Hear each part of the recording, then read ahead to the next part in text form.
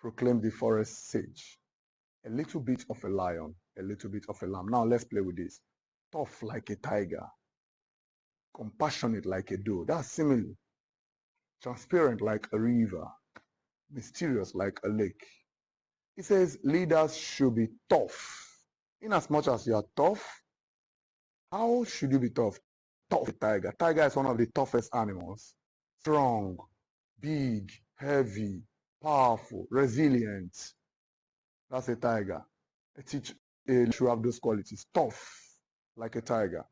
In as much as you're tough, you should also understand that people are going through pain. Compassionate like a doe. What's a doe? A doe is a female deer. You know that their song. Doe, a deer, a female deer. Doe is a female deer. Ray, a drop of golden sun. Me, a name, I call myself. Far, a long, long way to go.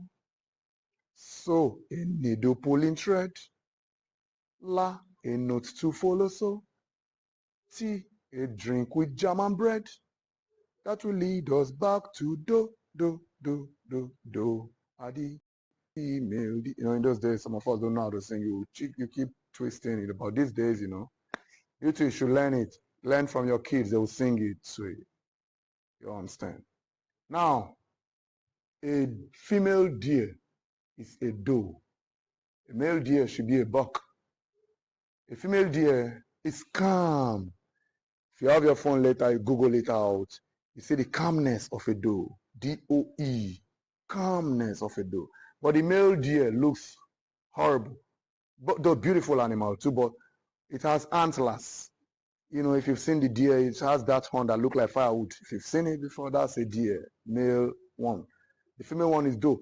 It's a tough like a tiger, compassionate like a doe. A leader should be truthful. It's a transparent like a river. Why is it?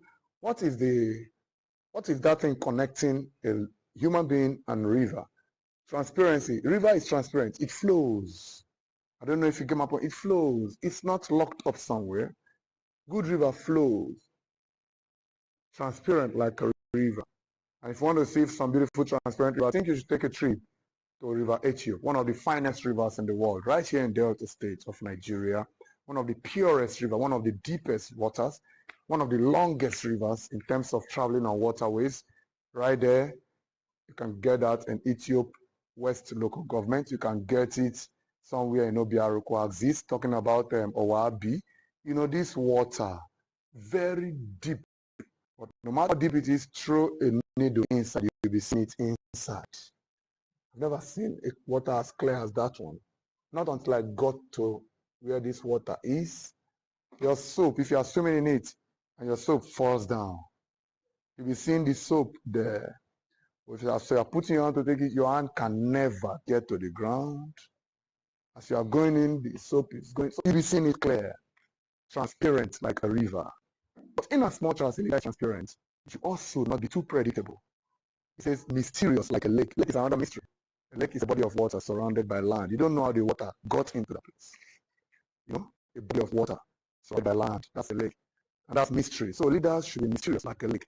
What are we looking for? Simile. If you check everything I said, you have been comparing. Then look at irony. Irony is another beautiful figurative device. The irony is another beautiful figurative device. The irony is another beautiful figurative device. Yeah. Now this time, irony is first used when one expresses himself indirectly. When one expresses himself indirectly. When one expresses himself indirectly. Irony is used when there is an indirect expression.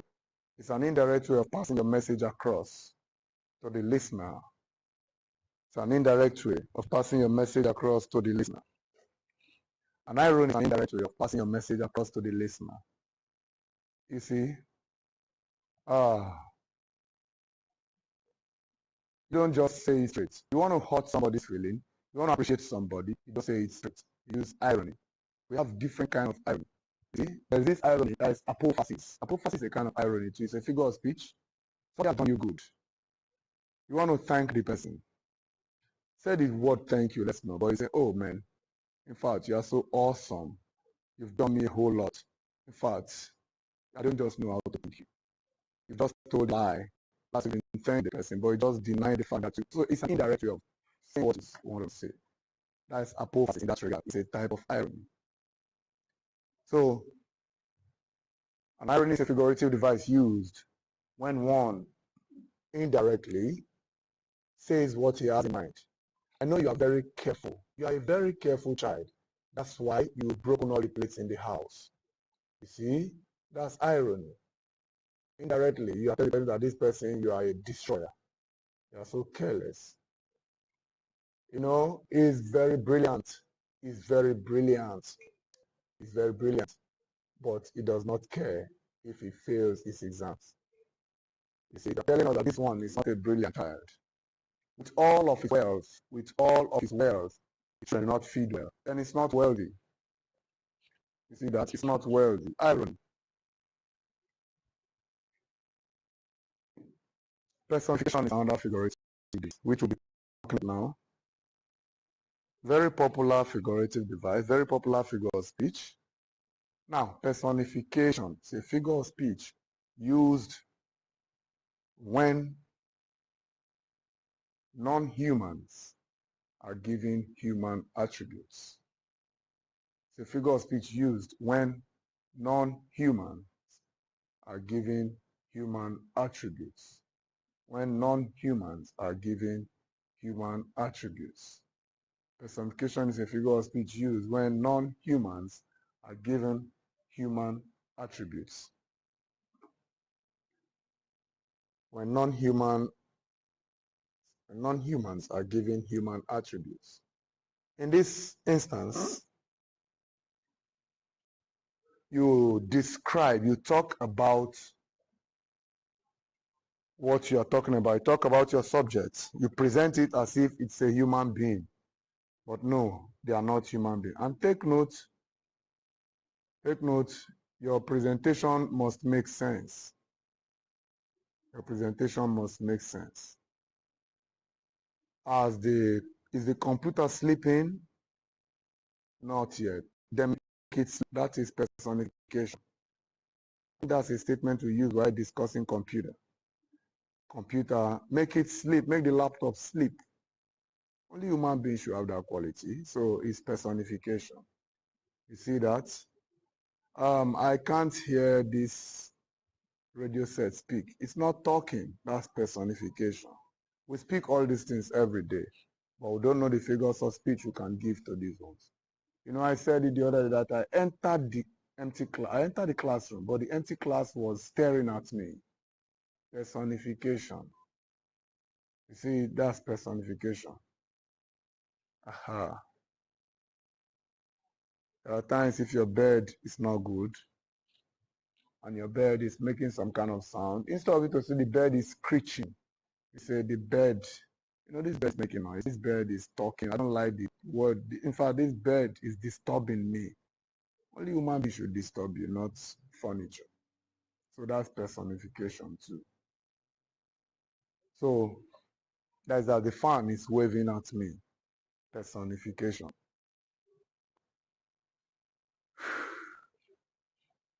The next thing we'll be looking at here is, you see, Sleeping Beauty, you have to wake up because when it's time for you to answer my question, that's when we'll fight.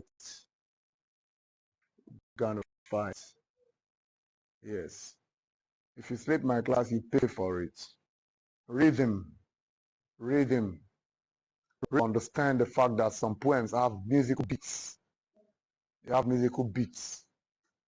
I wake up in the morning and I stretch up my feet. Say a thank you prayer, then I brush up my teeth and I let work harder, then I get something to eat, put on a piece of cloth, then I walk into the street. Then I go to studio just to cook up some beats and I know what I do and I'm proud about it. You say praise God is there to give me power to defeat. If you give me stones, that's to give me meat and I try to palm it, I try to forget it. Everybody knows, too late to quit. Everybody knows, say me physically. Everybody knows, say me humble and good, but waiting for it. That's rhythm. Shout out to Tuba, shout out to him. He's one of the world's finest.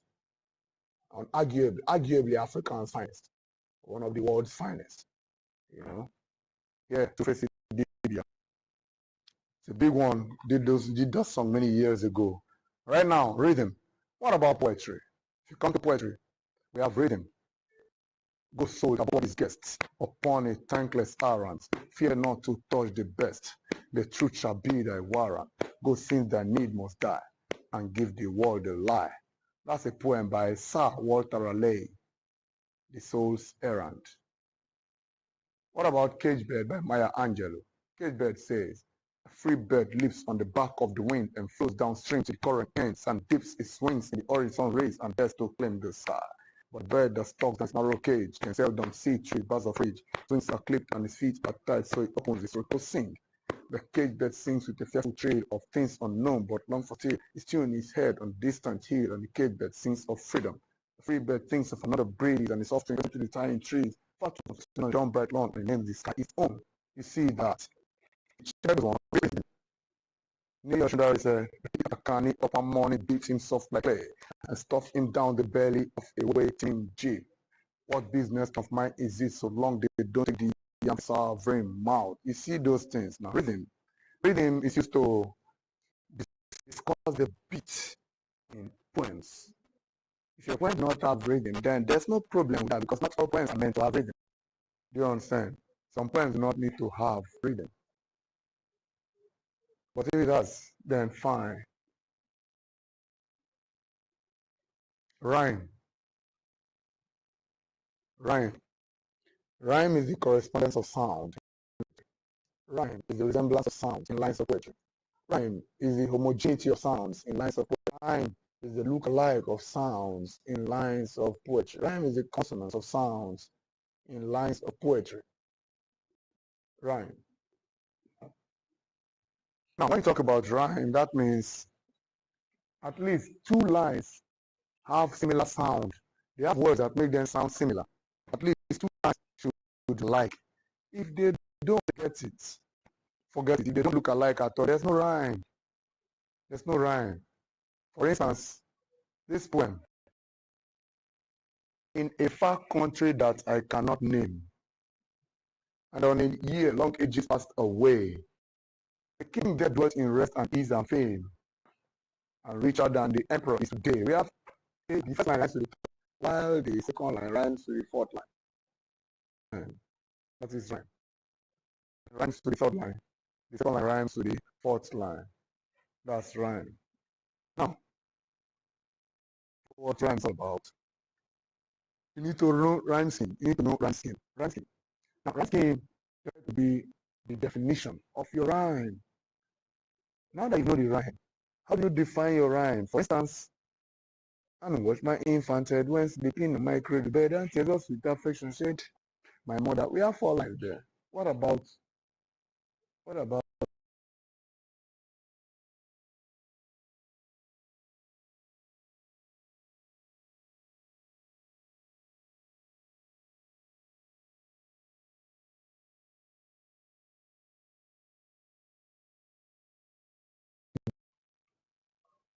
okay, let's say who sat and watched my infant head? Put A.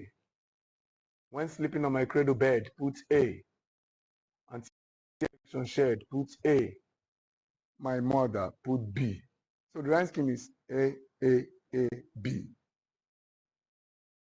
A, B. An evening star, A. And one clear call for me, B. And may there be no moaning of the bar. What should we put?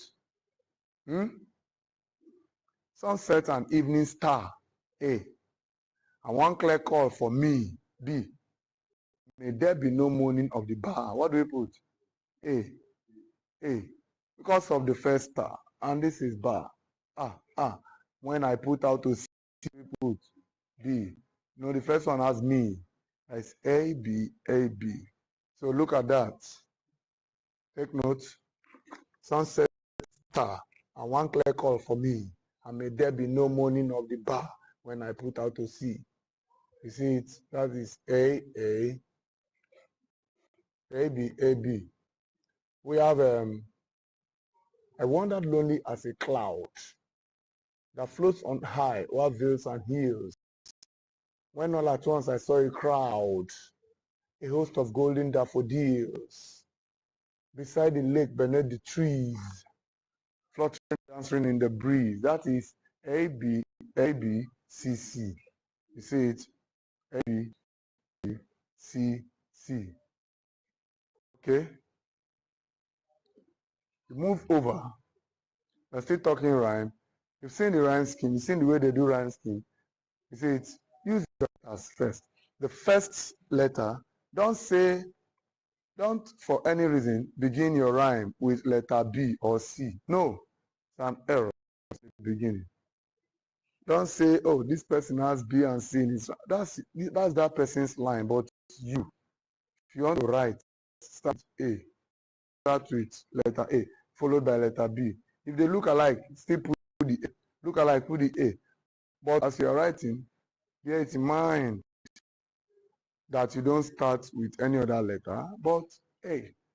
And you don't use uppercase, it's small letter. Use lowercase to decide. Okay.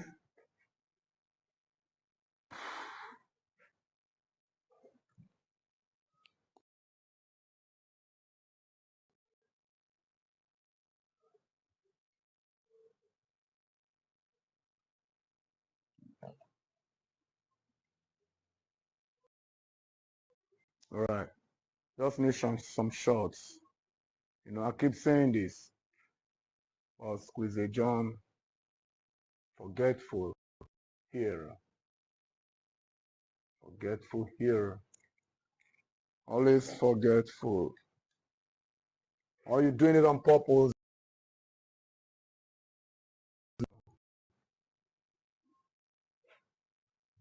All right.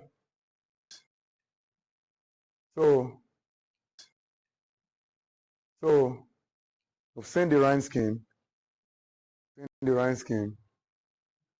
Go so that bodies guests upon a thankless errand, fear not to touch the best. The truth shall be thy warrant. Go since thy need must die. And lie. ABCC. ABCC. You see that? So now we should know that we have types of rhyme, but we'll be looking at them. We have some of them parts. So meter. I've defined meter the other time. But let me still talk about it since we have it here. Meter is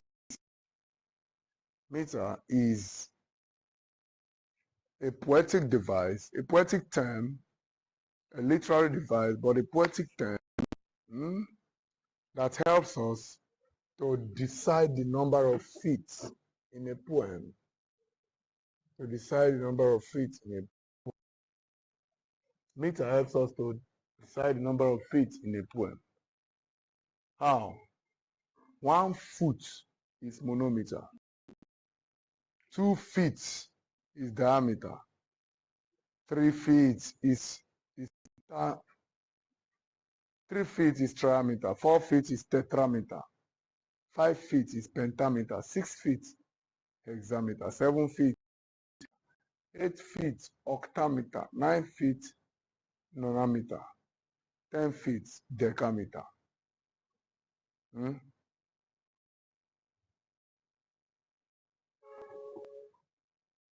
So if you know them, it will go a long way as well. So that's so I will not forget. You will not get yourself confused. So that is that. Meter is used to decide the length of lines in poetry, the number of feet of lines. All right. You look at epigram.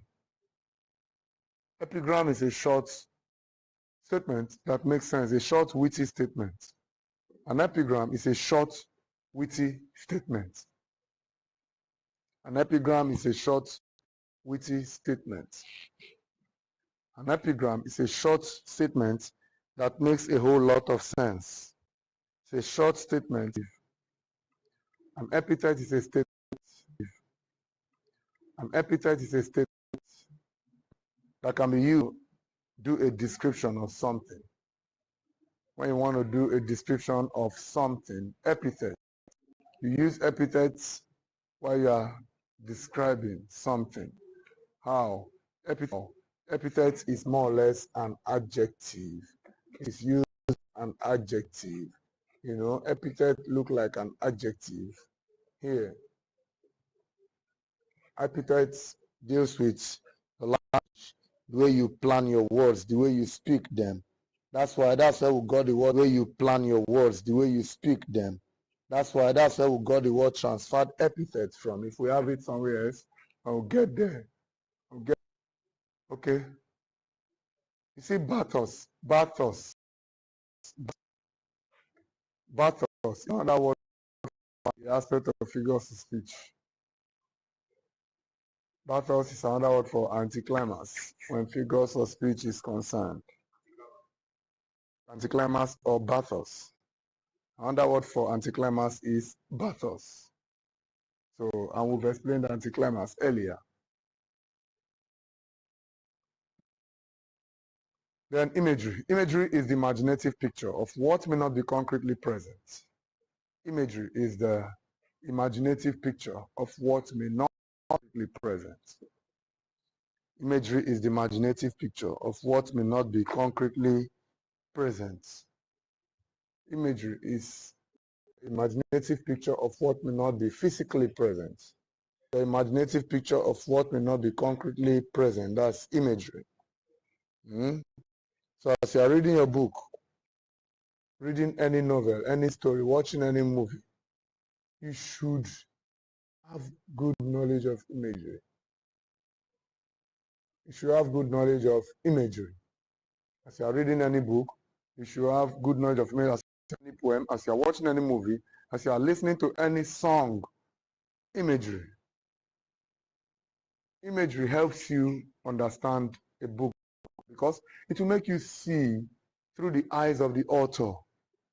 It makes you see what the ordinary cannot see. Imagery. Imaginative picture of what may not be concretely present. Yes. So take note of that. We have different types of imagery. Different types of imagery. We have the visual imagery. Visual. We have the auditory image. That's the first one is image of sight. Second one is image of sound. Third one, the image of motion. That is kinesthetic imagery. We have the image of heat, thermal imagery. We have image of touch, tactile imagery. Image of smell is olfactory imagery. Then the image of taste is gustatory imagery. Seven. So please, before I start my question, let's see if we can do this one. Sinedoki. Sinedoki.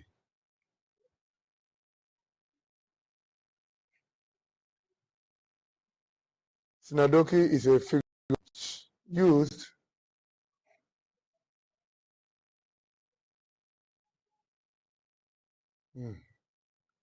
Sinedoki is a figure of speech used when a part of something is used to represent the whole of it, or the whole of something is used to represent a part of it.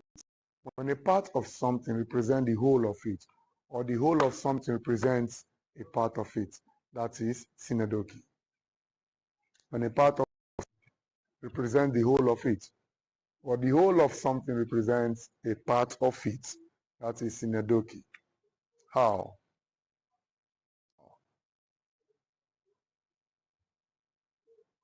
My eyes have seen the goodness of God. It is not your eyes. It's you that have seen God's goodness. You're just using a part to represent a whole. You see it? If you get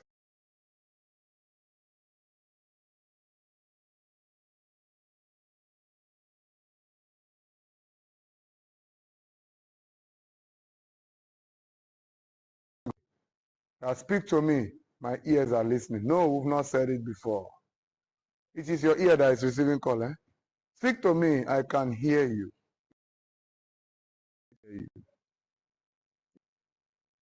You see that? If you enter a place and look at it, people are saying, that place is not, the smell is very okay. Can't you smell it? Can't you smell it? Then you say, you.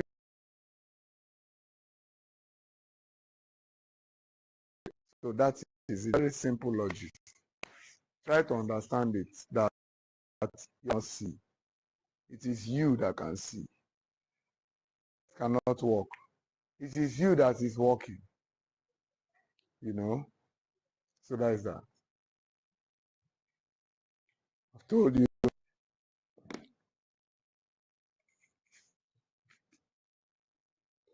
We have ballad. Ballad is a narrative poem that has some element of song in it. It's a narrative poem that should be in form of a song. A narrative poem, a storytelling poem that should be in form of a song. A storytelling poem that should be in form of a song. That is ballad. A poem that you can use to tell stories, but it should be the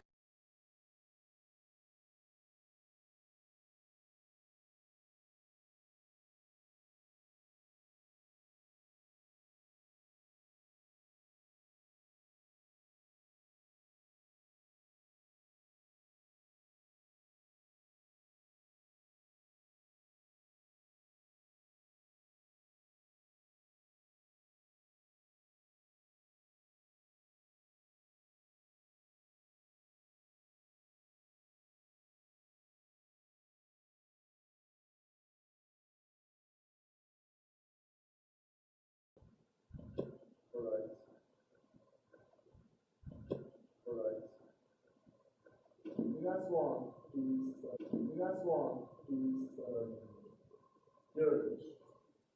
Um, dirge. Dirge. The dirge is a mournful poem. It's a poem designed to mourn the dead, usually in the form of song. Elegy is to mourn the dead, or song, that's why it's not here.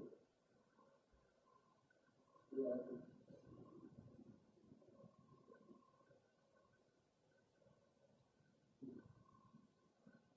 Use elegy to mourn the dead. Elegy is a poem designed to mourn the dead. You understand? But in this case, they're also using dead to talk about the dead. But we also make sure that we do a moment. There's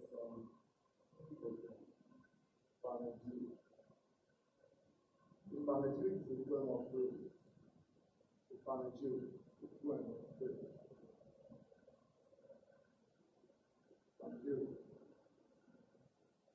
The former word such as speech, former word such as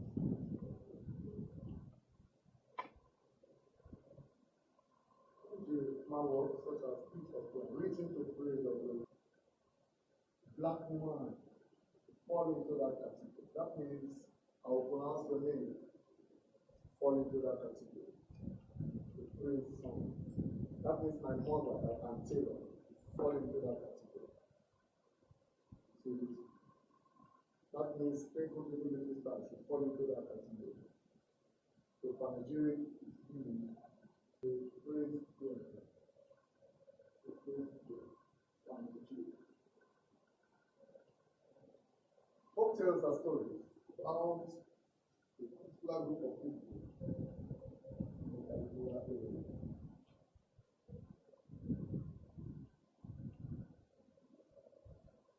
Folk tales are stories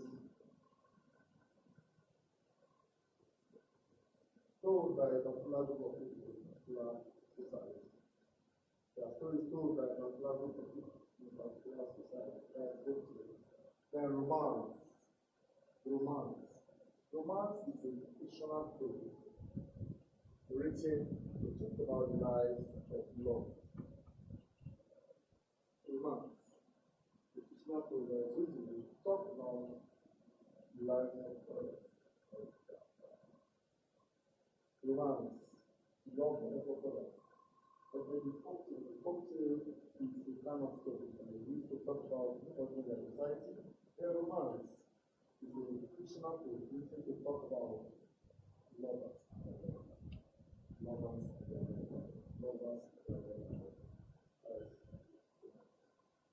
We do not talk about the lovers, children, talk about the youth, talk about the adventure, talk about the child. We read all those books, talk about the life, we see the life of our there's a collection that you can see about years and only life of different love stories.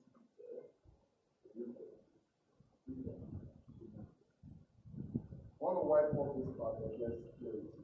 Now,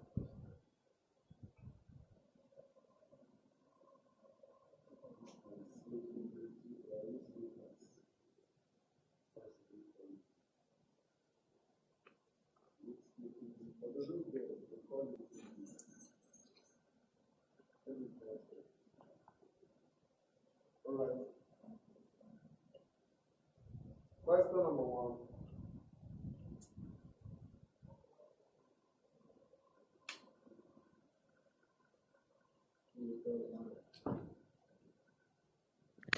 Question number one. You ready? I'm ready if you're ready.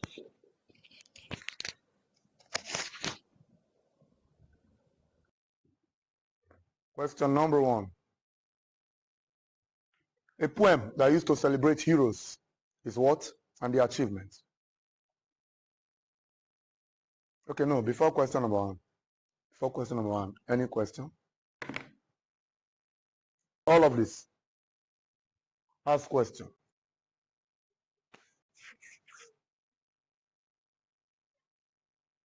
Ask question. You are good to go. Good. If you get anyone wrong, give me some money. That's an agreement, you know. Good. Question number one. A stanza of 6 lines. What do you call it?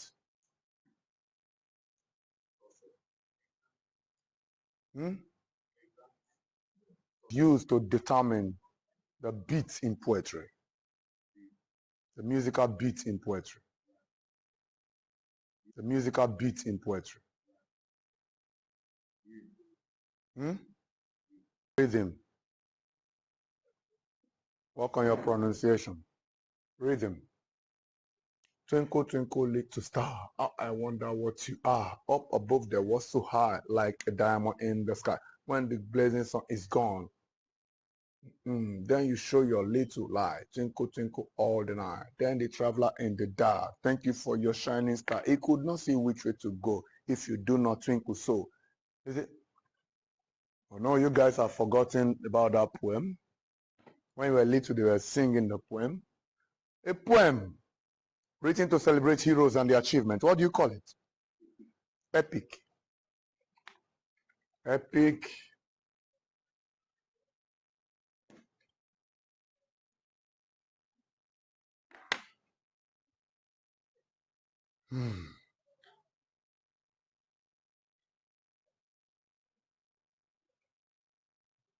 The mental picture created in the mind's eye is what? Imagery. Don't answer a question without thinking. That's the life of a literature student. Make sure you think before you answer. Don't just answer before you start thinking.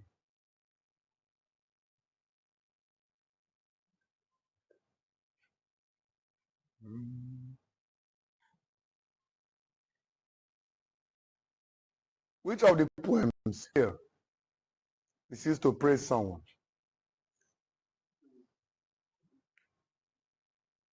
There's no ode in what I've taught you.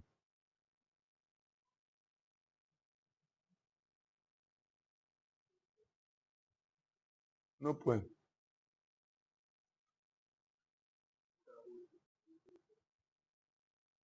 There's no ode in what we've discussed now. It's not touched here. Thank you. Okay, you must look at the book first. Panegyric.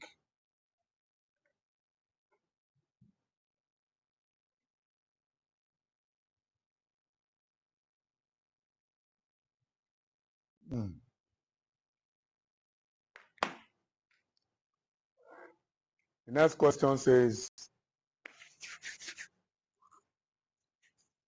a short statement that makes sense is what? A short statement that makes sense. Epigram, that's a short, witty statement.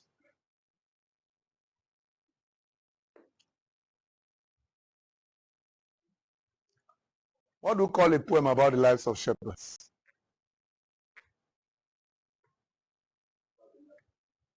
Shepherds.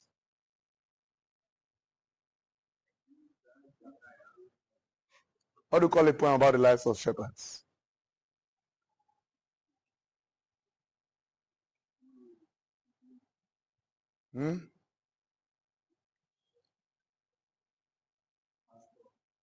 Pastoral. Thank you.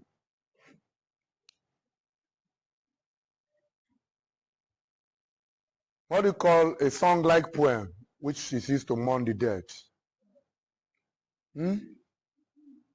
Dirge. Dirge.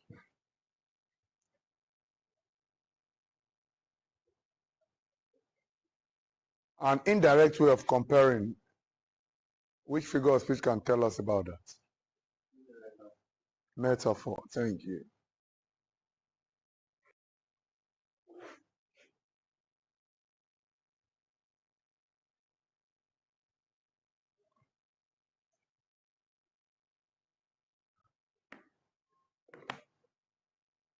When a line of poetry has 6 feet, what do you call it?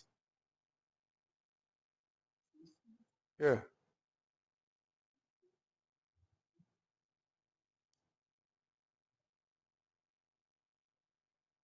When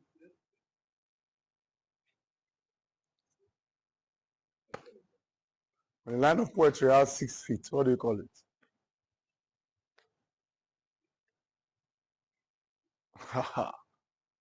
And we did it. It's on the board. When a line of poetry has 6 feet. Hexameter. Thanks.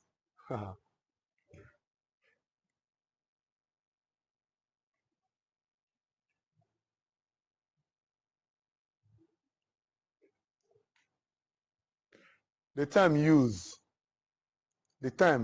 when you want to show, when you want to juxtapose two different ideas is what? Contrast. Thank you.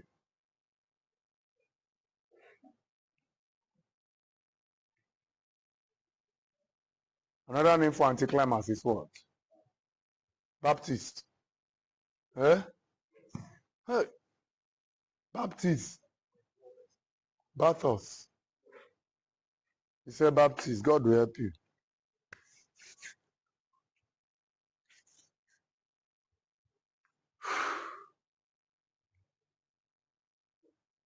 Wow, what a home you have. So I step my feet into your home. Your sitting room spread its hand to welcome me. Which figure of speech is there? Hyperbole.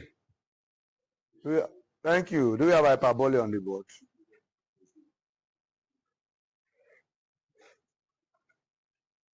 Thank you.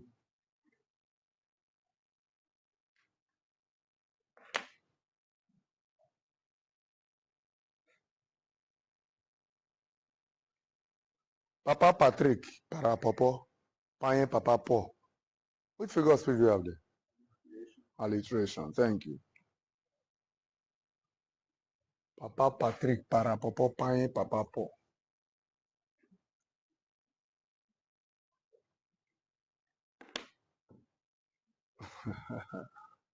All right.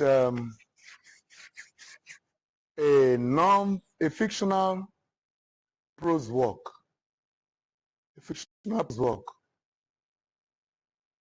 Fictional prose work that will still have on that board. A fictional prose work about lovers and their life and their love life is what? Romance. Romance.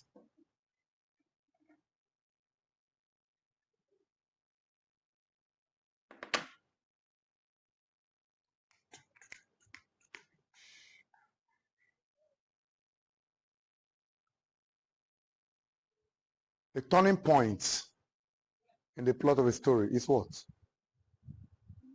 A turning point is what? Is what? All right.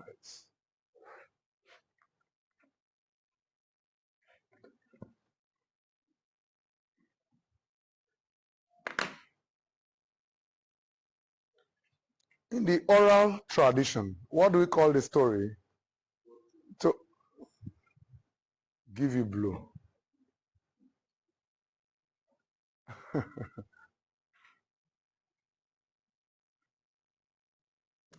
Repetition of the same vowel sound in the middle of words.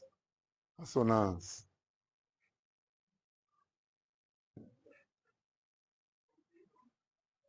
What other good can a man do for someone? Those of you, before you met the god of literature, your literature life was 0%.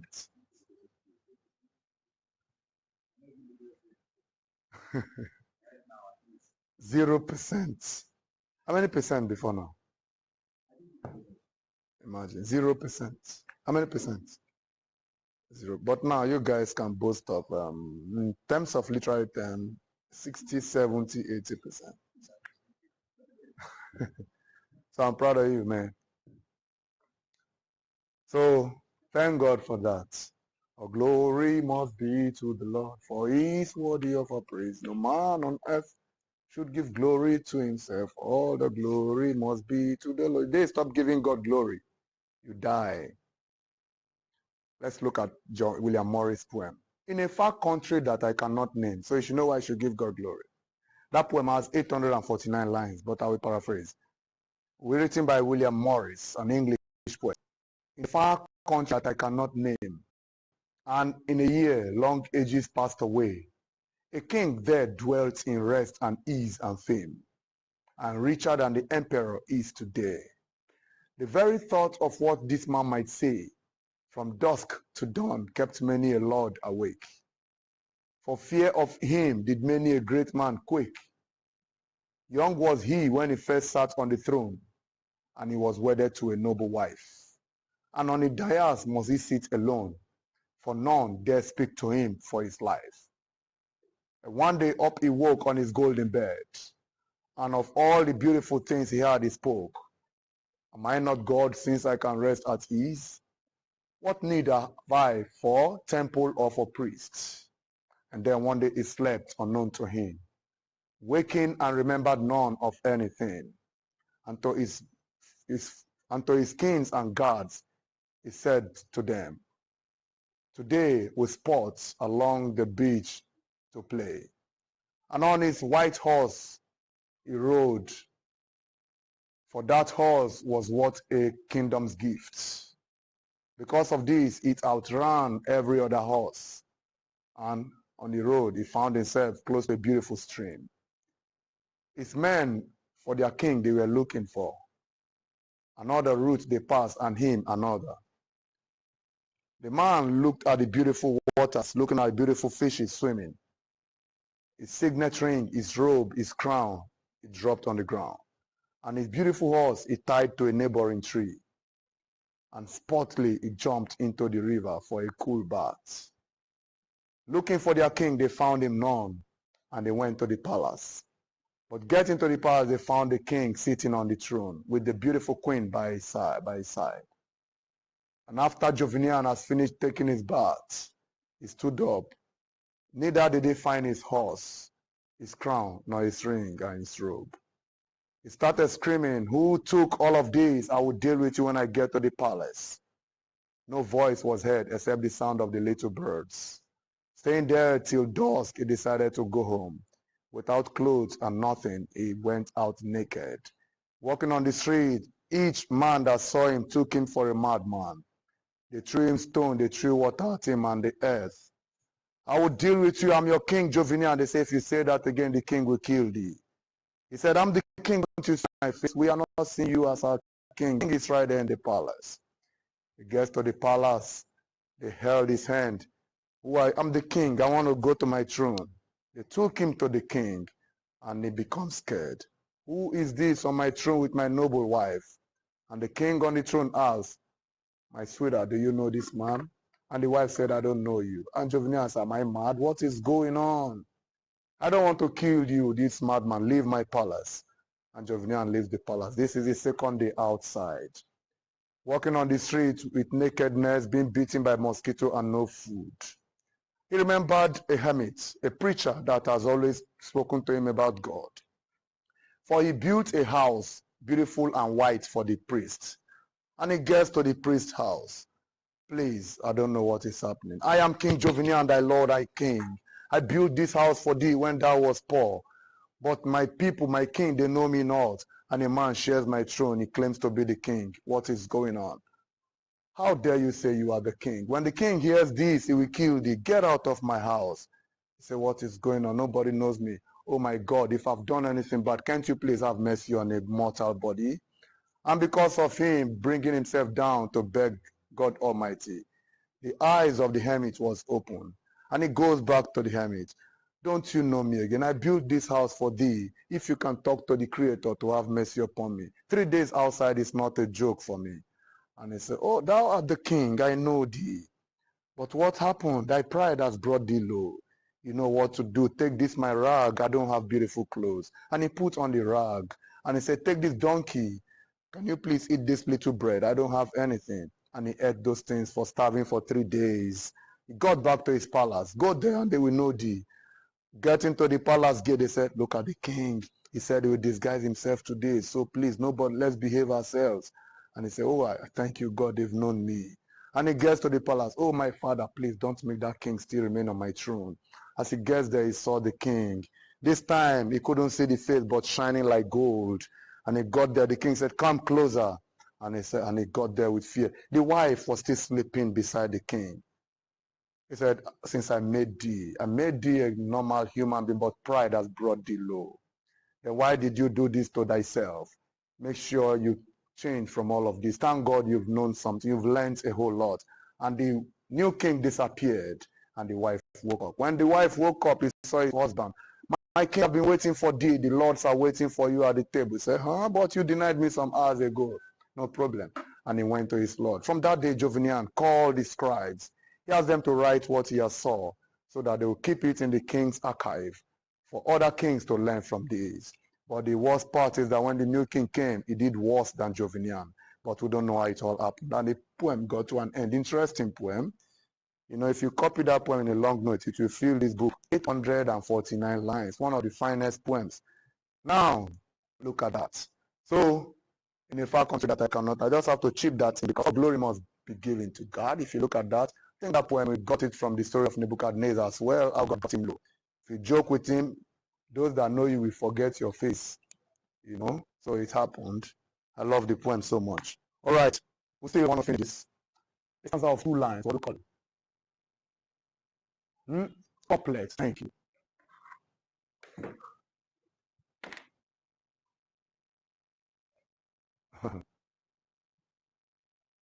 What do you call in literature? What do you call a statement that you use in form of description? What do you call it? Epithets. Epithets. Thank you.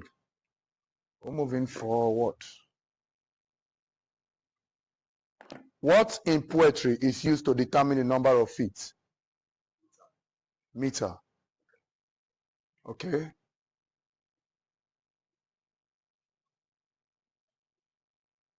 The similarity of sounds in lines of poetry is what? Is what? Oxymoron? What? Catherine? Okay. Okay, I deceived him by looking up. Yeah. Okay, let me look up again. A stanza of 4 lines is what?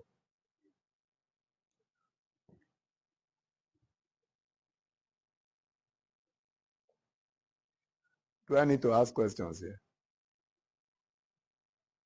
Okay.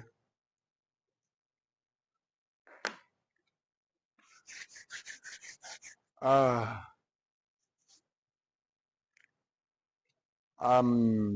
you know, I like you because of your height. In fact, you're indeed a tall dwarf. What figure of speech is there? Oxymoron. Oxymoron. Tough like a tiger, compassionate like a doe. Which figure of speech is there? Simile. All right. A stitch in time saves 9. Which figure of speech is there? How is it iron? That's epigram. A stitch in time saves 9. It's a short, witty statement. So how is it iron? That means you got one wrong. But you said irony and it's wrong. So are you okay? Do you agree that you got one wrong? Aha. So an indirect way of presenting something is irony, not a stitch in time saves 9. Get that? All right, we are moving forward. Yeah.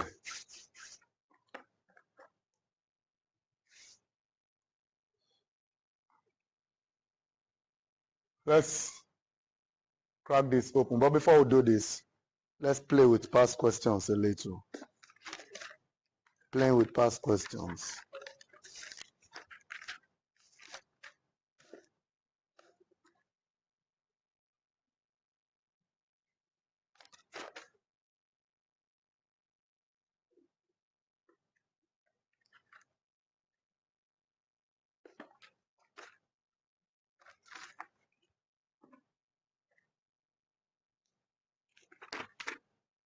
Me, 3,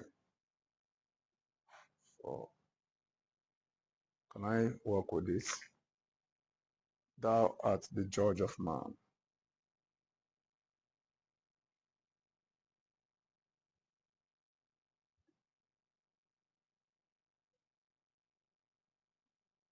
Thou art the judge of man, judging the plans and behavior.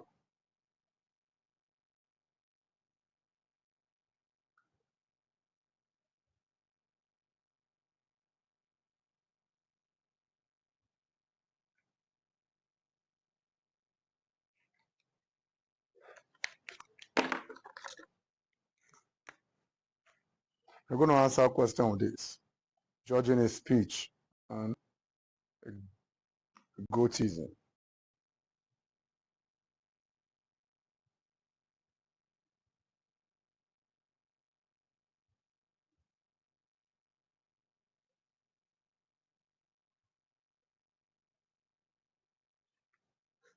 You are the patient judge.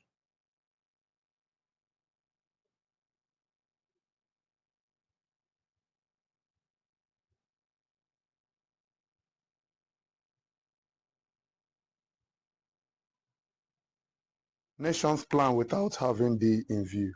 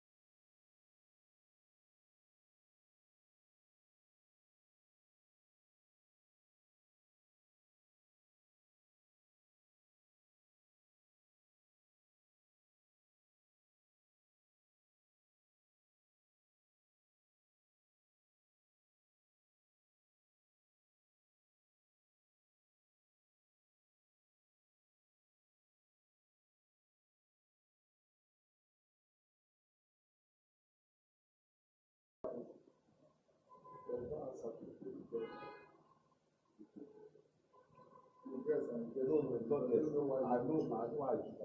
Why? Think about the man is just that is the church. There's no respect to the place. It's not the question. Thou art the judge of man. It's a statement, normal statement. It's not the question. Just yes. You know what it's saying. So explain. Don't worry, I will not tell you why it's correct now, but I say it if you want to. The last line of each stanza illustrates what? The last line of each stanza. Repetition, refrain, chorus, alliteration. Wrong. Well, it's wrong, but later I got it right, so we'll take that. The answer is refrain. Refrain is repeating the same line at the beginning or end of stanza. Repetition is what? Listen, we have repetition, and we have different types of repetition. Refrain is one of them. I don't know if you understand. Normal repetition is repeating, retaking, deliberately retaking same item. You understand? For instance, I take one of flower. Heroes are not extraordinary, but they do extraordinary at extraordinary time. That's repetition. You understand? You're trying to lay emphasis on the word extraordinary. Parallelogy is also repetition. It means the same thing with repetition. I told you about parallelism. Parallelism is repeating one thing in different ways. And I said, I have no readers. Patient at the wall. Older than the blue of human blood. You see that? Older and patient. Repeating one thing in different ways. You understand? I love my son. It's touch. It's my flower. Repeating one thing in different ways. See that? Now, we have what we call refrain. Refrain in literature is poetry. It's when you repeat the same line at the end of stanza. It's a different line. Not normal. Are you following? Most of the time, what my group has said, let's see that relationship.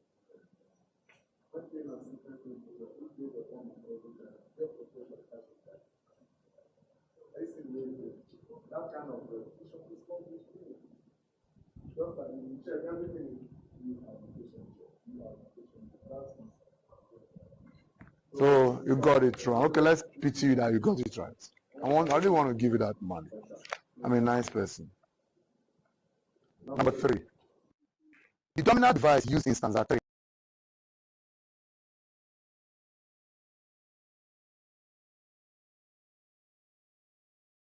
Personification.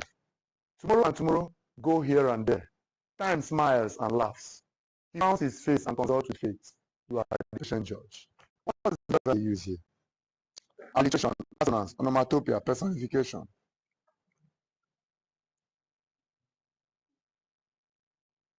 Onomatopoeia. Huh?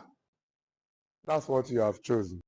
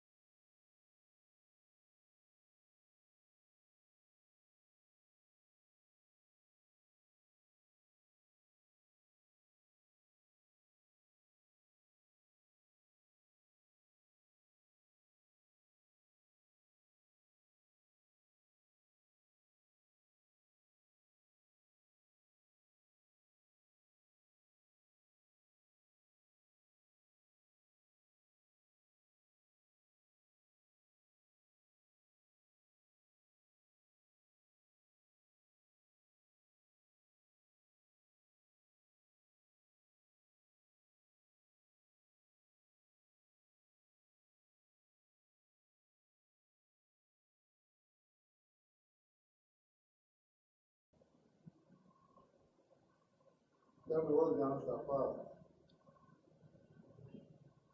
Judgment. Lord, judgment. A, judgment. B, faith. C, Time. D, life. Judgment. Are you okay with that? The answer is time. You said you were okay. You shook you nod your head. The answer is time. Watch. You are the judge of my time. Have you heard word like that? Time will tell. Time will judge. It's all about time. It's a matter of time. Time, you are the judge of man. How? Judging his plans and behavior. It's just a matter of time. These things you are doing, time will tell us. When the time comes, we'll know if you've done it well or not. Time. That's why the speaker says, thou art the judge of man. Judging his plans and behavior. Judging his speech and egotism. You are the patient judge. Time is just waiting for you. Nations plan without having thee in view. People are just planning without thinking of time. They boast of their will. But soon you show them they are foolish. With time, you show them that you've done nonsense. You are the patient judge. Tomorrow and tomorrow go here and there. Time is just smiling. Time is laughing at you. At times he frowns his face and consults with faith. Time get angry and just look at your destiny. But you know what? Time is still patient with you. The poet is talking about time. Now, next question. The extra teaches us to use, you see where the answer is now. As when you have this book, maybe it will help you. The extract teaches us to use time, dash. A, to the fullest. B, wisely. C, to plan. D, for pleasure. Okay, you literally students, they think better than. Use time easily. How? Nations plan without thinking about time. They boast of their will, but soon you show them how foolish they are. What do you understand? So you need to be wise while using time. That's what it's trying to say. Thou art the judge of man, judging his plans and behavior. To use time, not to use time to plan, to use time wisely. So that's that about that. Let's continue with our teaching. So out of these literal appreciation questions, you got only 2 right. I mean, 2 now.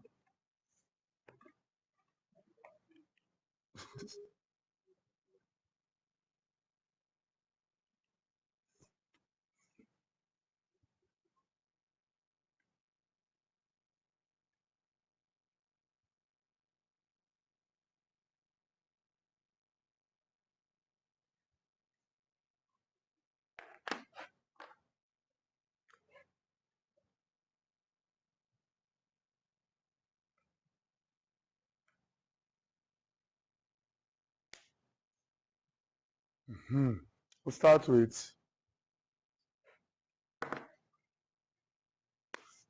symbolism.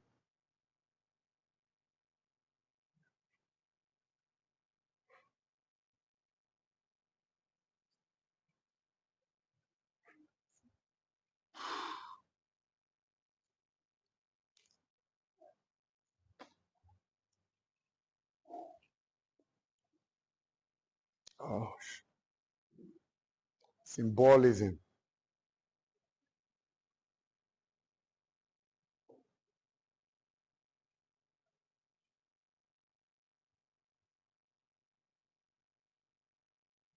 Are you ready?